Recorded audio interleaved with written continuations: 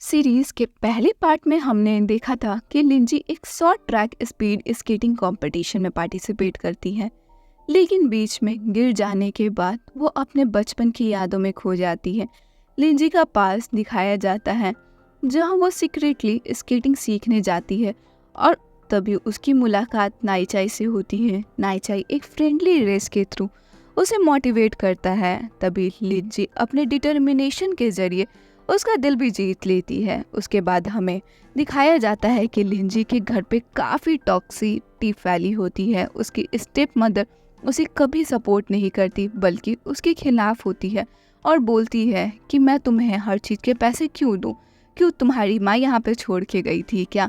फिर भी वो अपने स्ट्रगल के बीच अपने सपनों को चेस करती रहती है। नाइचाई और उसके बॉन्ड उसके लिए एक इमोशनल सपोर्ट होते हैं जो हमेशा लिंजी के लिए उसके टफ टाइम में मदद करते थे। नाइचाई उसके स्केटिंग में और इम्प्रूव कराने के लिए अपने कोच से इंट्रोड्यूस करवाता है जो इनिशियली लिंजी को ट्रेन करने के लिए रेडी नहीं होते, लेकिन लिंजी का डिटर्मिनेशन और उसका मोटिवेशन देख करके वो लिंजी को ट्रेन करने के लिए मान जाते हैं।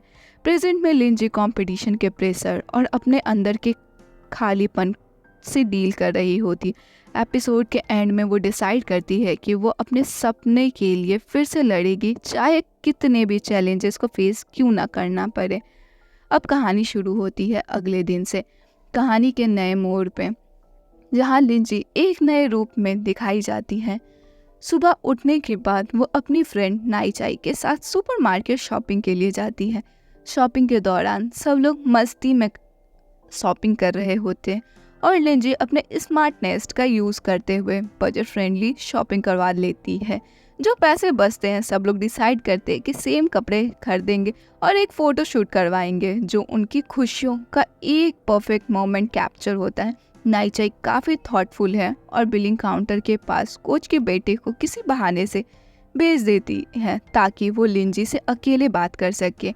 वो लिंजी से पूछता है क्या उसने स्केटिंग को अपने करियर के रूप में कंसीडर किया है, लेकिन लिंजी इनिशियली बोलती है उसने कभी इसे करियर की तरह नहीं सोचा और वो सिर्फ प्राइज मनी के लिए कंपटीशन खेलती है क्योंकि उसके घर की फाइनेंशियल कंडीशन उसे पता है। नाइचाई उसका कॉन्फिडेंस बढ़ाते हुए बोलता है वो एक स्टेट लेवल प्लेयर बन सकती है और फिर अगर चाहे तो नेशनल लेवल तक जा सकती है, तुम्हारे अंदर पोटेंशियल है लिंजी। लिंजी फिर फ्लैशबैक में चली जाती है जहां उसकी स्टेप मदर उसे हमेशा स्केटिंग करने के लिए रोकती है और उसे पैसे तक नहीं देती, लेकिन नाइचाई की इनकरेजमेंट से लिंजी अपने आप में एक नए होप और पैशन को महसूस करती है। अगले दिन नाइचाई लिंजी को सरप्राइज करते हुए उसे बताता है कि उसने कंपटीशन की फीस को भर दिया है।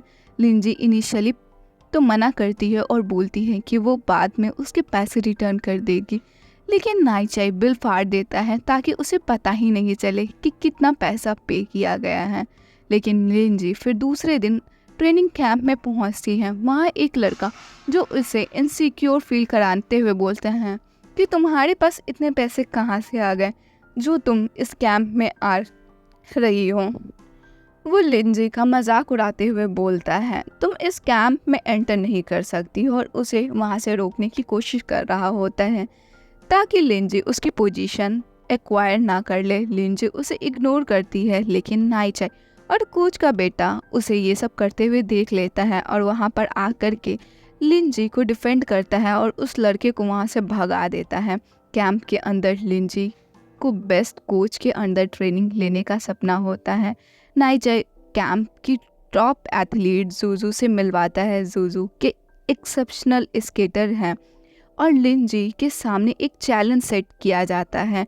कुछ बताती हैं कि ये एक टेस्ट है और मार्क्स के बेसिस पे परफॉर्मेंस को जज किया जाएगा। जो भी लोग इस परफॉर्मेंस में पास करेंगे बस मैं उन्हीं लोगों को ट्रेनिंग दूंगी।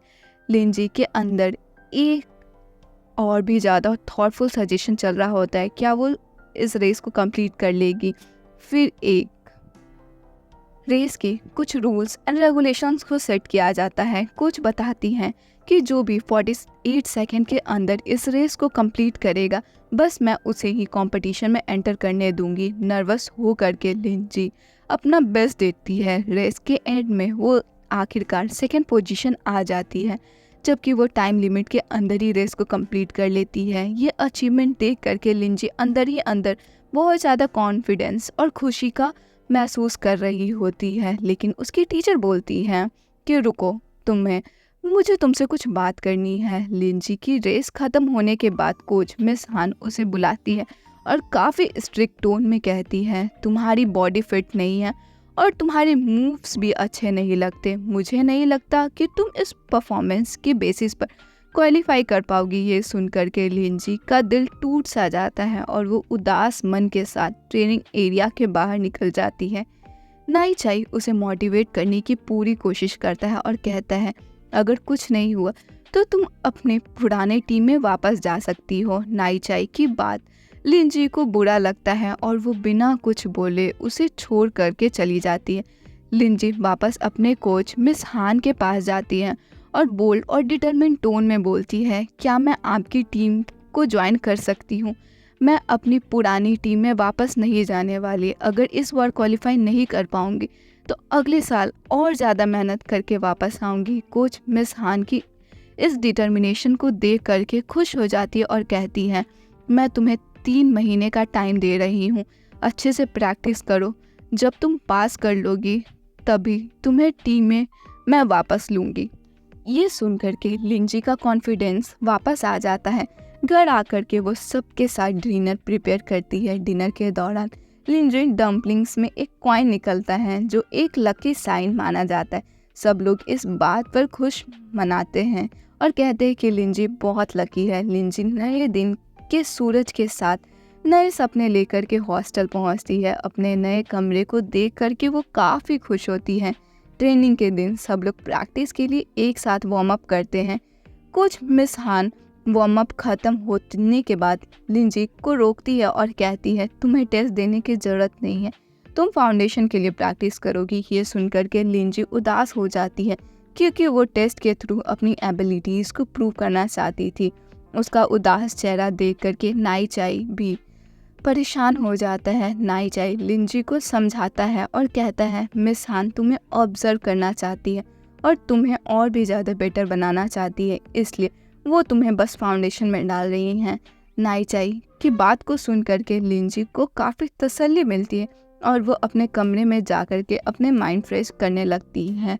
अपने कमरे की सफाई करते वक्त लिंजी को अपने रूममेट जूजू के बेड के नीचे बहुत सारे मेडल्स और ट्रॉफीज मिलते हैं। जूजू की अचीवमेंट देख करके लिंजी काफ़ी इम्प्रेस्ड होती है। तभी जूजू की दूसरी रूममेट और जूजू रूम में आ जाते हैं। उसके गुस्से पर ध्यान दो, ये उसकी दोस्त बोलती है, लेकिन अंदर ही अंदर वो जूजू से काफ़ी ज़्यादा इमोशनली वीक होती है।